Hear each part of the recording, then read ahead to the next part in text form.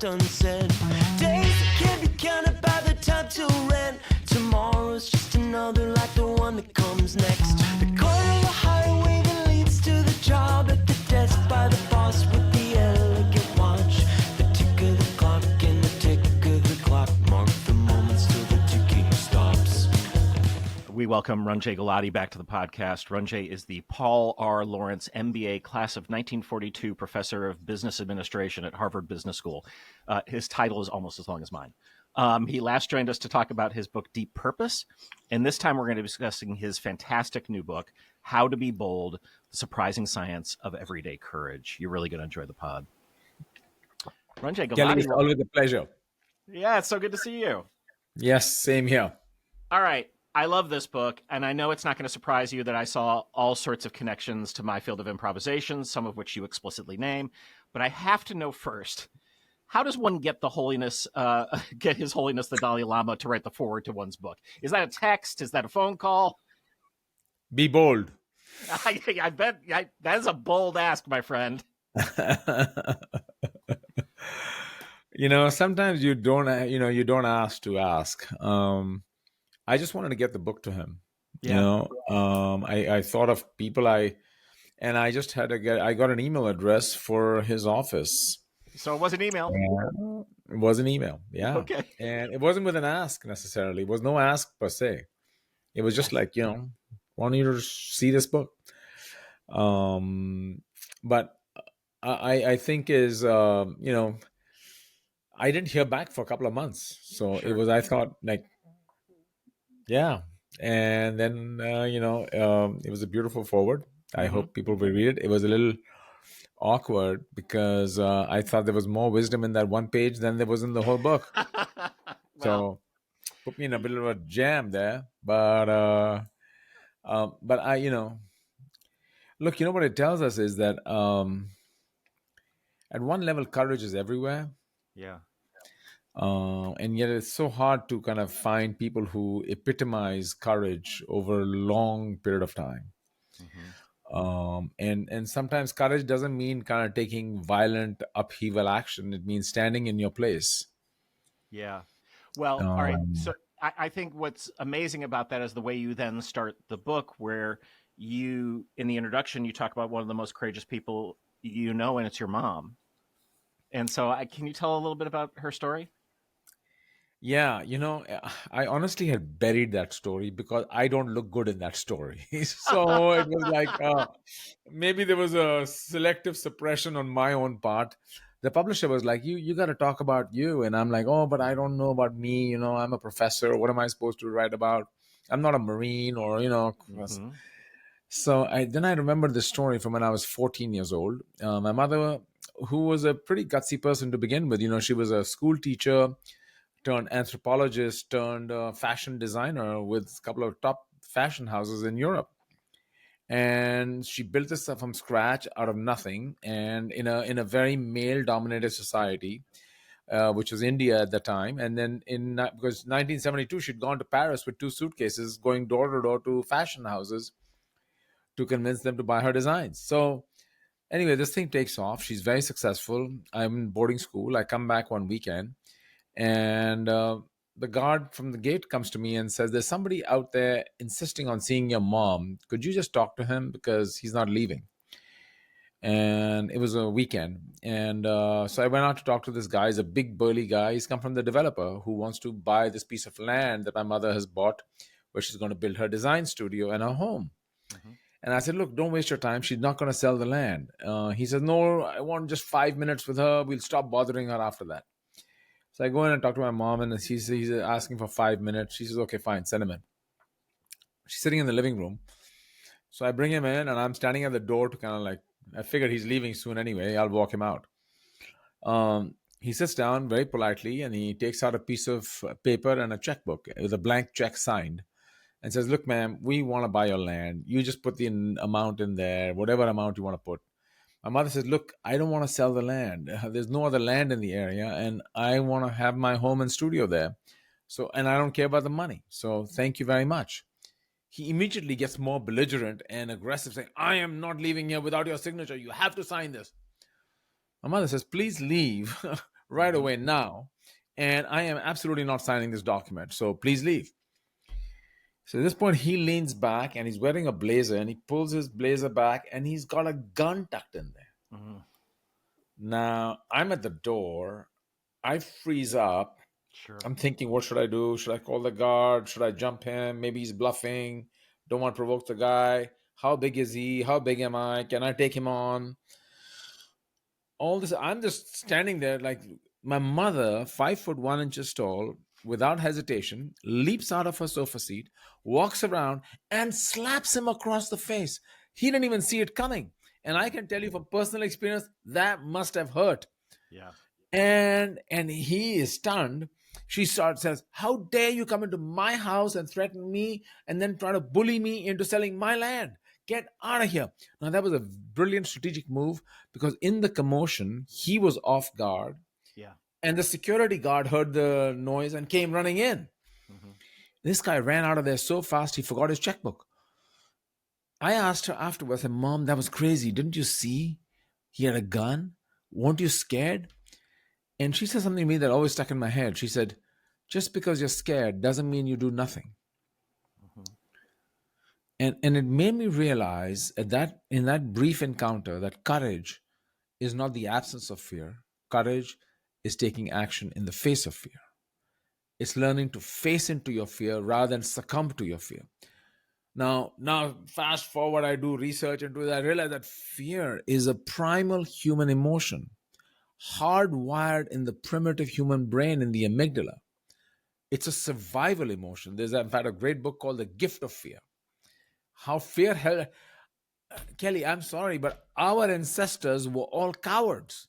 They're the ones who survived. Yeah. The ones who ran to danger didn't have kids. No. Didn't make it. So survival, self-preservation is baked into our DNA. And fear is the way it is the alert system for us. So if we're going to be courageous, we have to learn to deal with the discomfort of fear. And the Wizard of Oz, lion goes to the wizard and says, give me courage. And the wizard says, but you already have courage. Yeah. He's like, but I'm scared. Now, I've come to realize that a big culprit in this whole thing is modern day myth making. Not modern day, I should say, ancient even.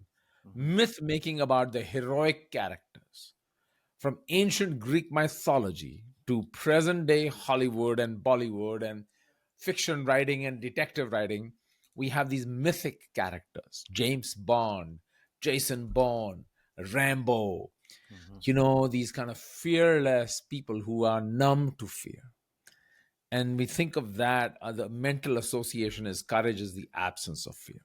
It's not. Most courageous people I talk to experience fear. Even, I'll give you an example, Tom Cruise, who does most of his own stunts, right, was asked after the last Mission Impossible, where he drove a motorcycle off a cliff 6 times. He was asked, weren't you scared? And he said, absolutely I'm scared, but I'm okay with being scared. So that's the premise of this book. How do we learn to be okay with being scared? How do we deal with the discomfort of fear and still go ahead and do something? Yeah. I remember when I first started here at Second City, so this is in the late 80s, there was still a lot of the founders were around and there was a lot of mythology and a phrase that was that Del Close, who's one of the sort of founding mentors of Second City, he used to say, follow the fear. And I loved it, right? It was a very attractive idea. Decades later, it's a bit of a misnomer in terms of what you're saying, because what we teach people is exactly what you're saying, is the fear is always going to be there. You're just going to work through it. You're going to use it. But it does not go away.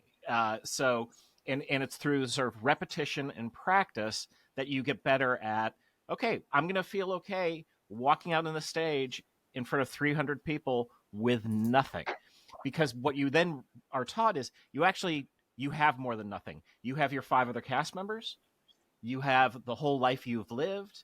You have all these things that at your disposal. And as I'm reading through your book, and I'm just sort of like, oh, this is it's very similar, which seems odd, right? In one case, because we were talking about these life and death situations, and I'm talking about a bunch of people, improv comedians. But I think that's where we meet. I think there's bravery to be found everywhere. Kelly, I don't want to. Physical courage is one thing, but the fear of being judged is sometimes even more acute for some people. So to be standing up there, I mean, as somebody, I don't do improv, so just to get that out there, but But public I speaking, do you do. yeah, and the fear of being judged in a negative way is really a powerful, immobilizer, and it's interesting, Adele, the famous singer, how they resource themselves. So this is, I give you an example. Adele actually has a ritual. She looks at a picture of Celine Dion before she performs. Katie Ledecky, the famous Olympic athlete, she recites her grandmother's name to calm herself down. All the tennis players, all the athletes have calming systems because, one is to calm, and that's one of my C's, is what are the systems and ways to calm the emotions down, dampen the fear response. If you look at Simone Biles and how she overcame the twisties, took her 3 years Yeah. to really deal with that. But what are the mechanisms available? To me, the starting point that was interesting, how have humans dealt with this from ancient times? And one of the foundational things we've done since ancient times was a belief in a higher power.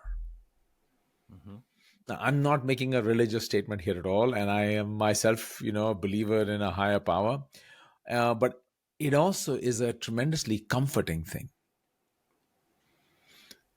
It dampens our fear. So it's no surprise that in difficult times, if you look at even the most ancient cave dwellers, in the drawings on the walls, you see them praying to a higher power.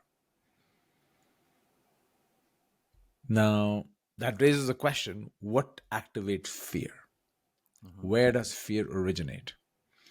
So we talked about 2 anecdotes. One is physical danger, one is this kind of standing on stage. But if you want to know the root of fear, the root of fear is uncertainty. Right. Uncertainty is not the same as risk. Uncertainty is I don't know. Risk is I know and I can model this and 10% chance of this and that. So, versus uncertainty, I don't know. Because uncertainty activates in the brain the loss of control. Right. Early days of COVID, the great financial crisis, when we see, and even today, so the latest Harvard Business Review cover issue is about courage. And what do they say? We're facing an uncertainty crisis today. So when the in ancient times, cave dwellers, they had lots of weather uncertainty, disease uncertainty, neighboring kingdom uncertainty, political land uncertainty. There was all kinds of uncertainty. And so they found solace or dampening their fear by believing in something bigger than themselves. And that was a coping system. Today you have people in modern day finance go the other extreme of hyper rationality. I'm going to analyze the hell out of this data. I believe I can turn uncertainty into risk. Not true, but at least I comfort myself and I kid myself I delude myself into believing that I got it. So turning uncertainty to risk is another kind of play we do. But similarly, I was trying to understand, how do people resource themselves so they are able to move through fear?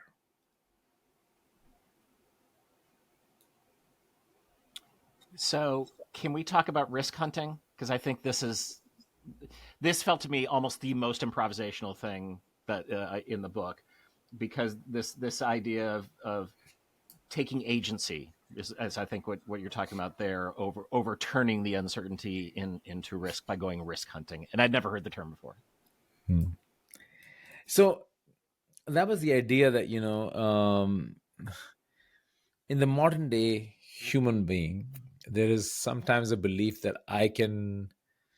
It's a beautiful thing. It's a that I can. Nothing is insurmountable, but also everything is analyzable. I just need to get more data. I am a quant jock, and I can quant and modify, model everything. That I can turn uncertainty into risk. It's not true again, but it's at least a self comforting strategy.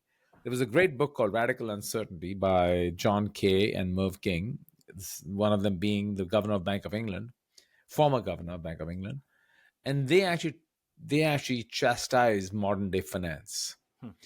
saying that modern finance likes to pretend, at least to the investors whose money is being put at risk, that oh no, it's not uncertainty, it's risk, trust me, we got it. No one wants to say I don't know. Who's going to say I don't know, give me your money, right? So I think their argument is that we take it too far sometimes, that we take this risk hunting idea too far. But nonetheless, it definitely is a play. I mean, I talk about Philip Pettit over there, this Mhm. guy who does high wire walks. He did one across the Grand Canyon. He didn't just do it. Look, he spent a decade studying the weather patterns and winds and a whole bunch of things before he did it. So the idea is that we have to find ways to dampen the fear response or even the inherent uncertainty we're dealing with. Having said that, you can never get rid of uncertainty. Not today. And so you're not going to get rid of fear. Not today. So you're going to have to still make that leap of faith. And that leap of faith is going to require some courage. I mean, if you're an AI investor today, are you going to do it or not do it? Mhm. Right? If your company needs AI to transform the way it operates, are you going to do it or not do it? Right? If you're thinking about tariff uncertainty and trying to figure out your supply chains and where should you relocate or locate, do it or not do it? I don't know. You have to figure that out too. Right? As we are dealing with kind of political and geopolitical challenges, the question is, how do I navigate through that? Right? And I think even as we think about our own careers, if jobs are going to change in a fundamental transfer in a way, what is that going to mean for me? How do I navigate and think about my career?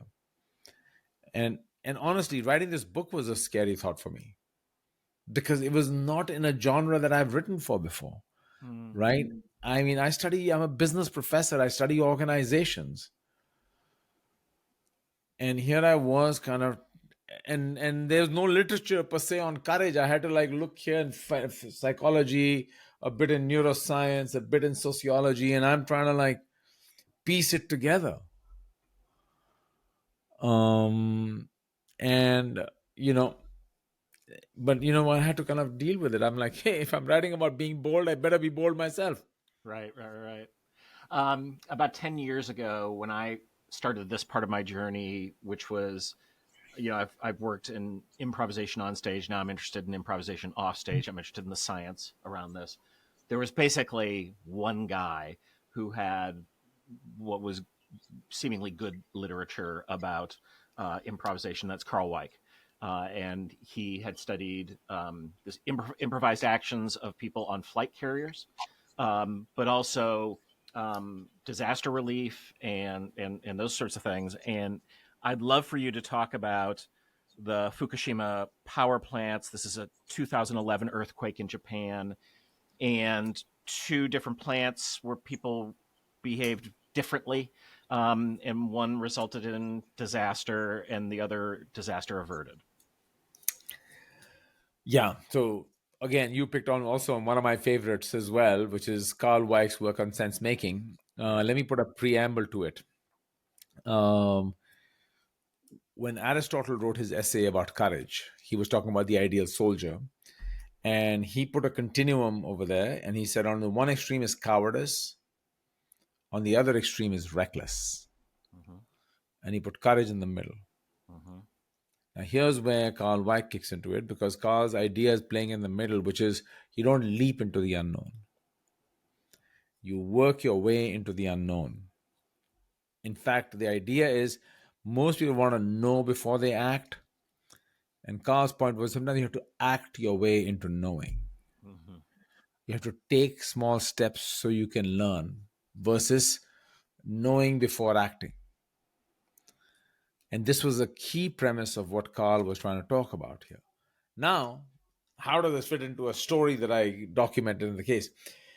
So I read a short article in The Economist many years ago where it was talking about the Fukushima crisis. Everyone says Fukushima is like one place. There were actually two crises: the Fukushima Daiichi plant, which had a meltdown, and the Fukushima Daini plant that was also going to have a meltdown but didn't. Yep. Both are 8 miles away on the coastline. Both had 20-foot high boundary walls to protect against water. The tsunami brought to both the plants 55-foot high waves. So the entire plant was, both the plants were submerged, right? Meaning the cooling systems, everything was submerged in water, which shut everything down. Now, the one thing you know in a nuclear reactor is if you don't get the cooling system back up, I think it's a matter of like 48 hours or so that you're going to have a meltdown. Both plants had the same kind of deadline. The Fukushima Daiichi plant, unfortunately, was not able to get the cooling system back up, and we had a meltdown, and took the whole world sending ships and all to contain that, barely able to contain that meltdown, and it's going to take 25 years to clean up. Mhm. Down the road, 8 miles away, you have the same situation unfolding. They are able to get their cooling system back up, avert a meltdown, which would have been a global catastrophe. So what does Masuda Masuda-san do? Naohiro Masuda-san. What does he do? He first puts up a whiteboard in the room, in the emergency room, where there are 300 people scared, don't know if their families are alive out there, and don't know what to do. He's called TEPCO headquarters, the utility company, and they say, we don't know what to do. He called GE, they said, we don't know what you can do, just get the cooling system back up. So he puts a whiteboard and says, guys, what do we know? And he puts down that they have so many hours to get this thing back up and running. They know that the whole thing is submerged. They know that there is no power. And they know that they got to get power back up somehow. And they also know there are some cables laying around in the complex here and there. Maybe they can build an extension cord from wherever there's power to the reactor. This is not like rocket science. Yeah. He then asks for some volunteers. Everyone volunteers. He picks 5, sends them out to find out what's going on around. They come back and report. He updates. He sends more groups out. And what he's doing is slowly, by one, they're gathering information and evaluating their options, building some hypotheses, testing the hypotheses, annulling negating the hypothesis, building new hypotheses. And in that process, they crack it. And the other example Carl Weick uses is firefighters who go into a building. They don't run in and charge in. They methodically, step by step, work their way into it. And at every step, they're gathering more data, revising hypotheses. So courage is not just like, think firefighter, you work your way in. Think ancient navigators, mariners who used to navigate point to point. They don't just set sail in the middle of the Atlantic or Pacific. They'd find the nearest landmass. They even take a circuitous route. So they were going landmass to landmass to landmass to landmass. So I think that's what you got to do. Act your way into knowing. I think what's also amazing about that story is this idea where you're tapping into the collective genius of the room, everyone's opinions. But at a certain point, as a leader, you have to stop and then you lead and act. And if you don't, it's kind of crucial, because if you don't have that, then you're rudderless. And it reminded me a little bit of, and this is in my book, Yes, and I tell this story, where we are doing a workshop for the Spertus Institute of Jewish Learning. And the guy who ran that entity was an expert in Jewish leadership. And we're leading an exercise called Follow the Follower. And essentially this improv exercise is someone is secretly told they're the leader in the group. You can't use words, but you're going to walk around the room. The whole group's going to walk around. And that person who's the leader has to give that leadership to someone else, and they have to receive it. And so on. And as we're doing this, he hits me and he's like, "You're doing Peter Drucker." And I'm like, I don't know what that means. And then I sort of realized after I do my research on Peter Drucker, I'm like, oh, this is an interesting thing about this is not top down leadership. That is not what we do. But it doesn't mean that there is no leadership, because there's absolutely leadership. Absolutely. That's a great observation, Kelly. And I think that there's a subtlety over there between leading and being led Mm-hmm. and being understood. People want to have voice, but they also want to be led. And, in fact, the 2/3 of my book is about individual courage. The last 1/3 is about collective courage. And in that collective courage section, I talk about this, that what does the great leaders do? How do they lead for courage? And you touched on a very important point, which is they are inclusive and directive at the same time. Yeah. Yeah. That's, I mean, it's just, it's not how we think. We're always trying to do ABC, and it's got to be one thing or another. And it's like, I think it's many things. All right. In a moment, I'm going to ask you for a thank you because story. But before we do that, I actually really like William Swan's work. I had not heard of this term identity fusion. So I'd love you to talk about what that is. So it's a delicate one, and I think it's important to understand. In some organizations, you become so attached to the organization, it almost becomes an extension of yourself, meaning it feels personal. You may see that in some startups where founders experience that. For them, it's like their baby, as they say, but it's not the founder only. Some of the early joiners feel the same way, right? And it's this kind of deep sense of connection that you feel. Now, you may say, Ranjay, are you describing a cult to me over here? Because in the early days of Nike, people they would get the swoosh tattooed on their bodies. Yeah. Right? So this is like serious identity fusion here. So identity is how we see ourselves. And fusion means I see myself as this thing, I see myself as an extension of this collective. I'm so deeply enmeshed with the collective. Now, what is interesting is I found that the great courageous organizations, they don't subsume the individual into a cult. Mm-hmm. They actually create place for the individual to be the individual. So it's this fine balance between individual and collective, where you are deeply connected, but you also experience a sense that I'm an individual. So I saw this in many companies where, you have strong attachments to the collective, but you also experience strong sense of autonomy that I am being allowed to be me. Netflix is a great example of that, where, people have attachment to the collective, but they also have a strong individuality that, you can be or do whatever you want to do. The place I saw this the best was actually Pete Carroll's team, at that time, the Seahawks. And what Pete would do is he wanted people to feel like they were not just transactional objects playing for themselves so they could make more money. That too, he paid them well. But he said, I wanted to create attachment to the team, because when people are connected to the collective, they will do more. Think Ted Lasso, Yep. That's a great illustration of that. I love Ted Lasso show. But the most profound example of this was the Native Americans. And I heard this from an individual who has followed this very carefully.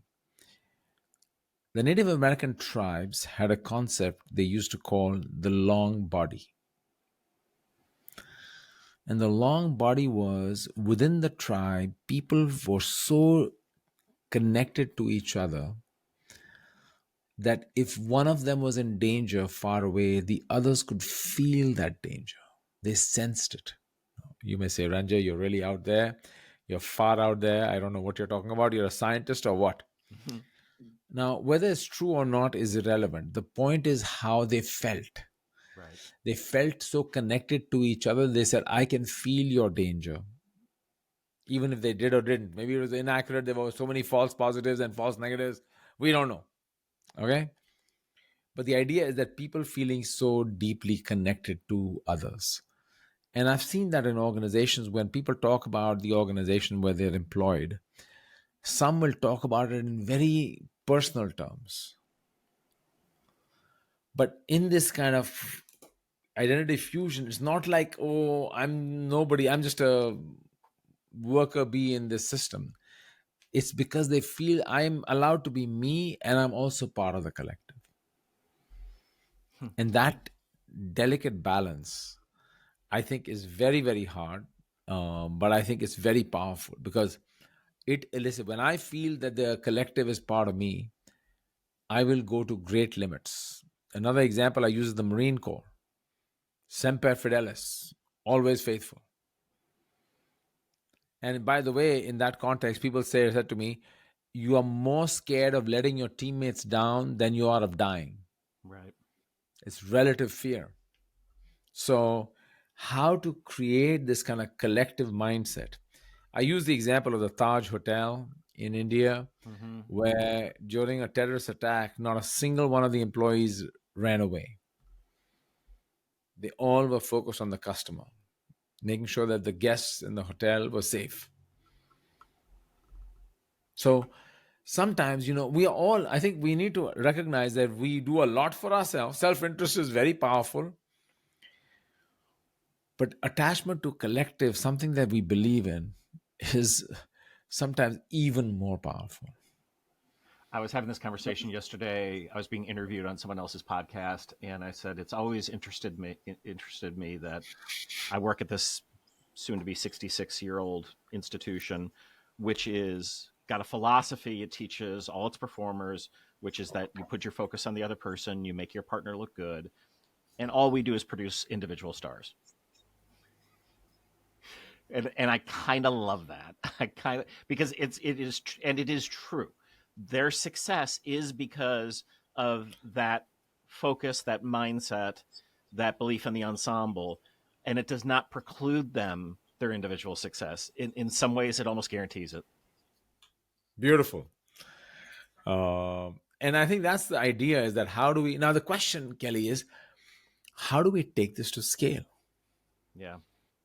We talk about boundaries, work life boundaries, and this boundary. We, most of us experience work as disconnected from our life, what we call work life balance. Mm-hmm. And yet, what if work felt personal? Mm-hmm. What if work was an extension of me? How would I engage with what I'm doing? Would I be more courageous? Would my organization experience more courage because of how everyone was so bought into the collective? You see this a lot in early stage startups, by the way. It's Mm-hmm. so manifest. It goes away as these organizations scale, but it's very energizing and exciting to see how people are willing to go to great lengths for the collective. Well, one of the things I've noticed about the reason people in startups and theater kids get along is because we had to do the same thing, which is if you're a theater kid, you're going to put on a show, and then you figure out, like, oh, I got to sell tickets. I'm going to need to make a program. I need to make sets. Actors have to learn their lines. I have to do all that. And when you're in a startup, you're kind of doing everything from scratch. And that is, unless you've done that before, there's no, how would you have any practice in it? So Yeah. that it's a unique thing. Okay. We always end the podcast for returning guests, asking them for a thank you because story, which is our technique for how we try to move forward in a world where we're indifference with people. Do you have one of those for us? Well,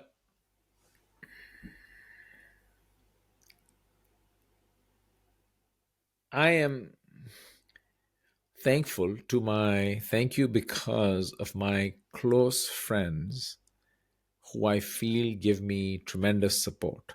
Mm-hmm. And I want to explain what I mean by that support. When others believe in you, you start to believe in yourself. Mm-hmm.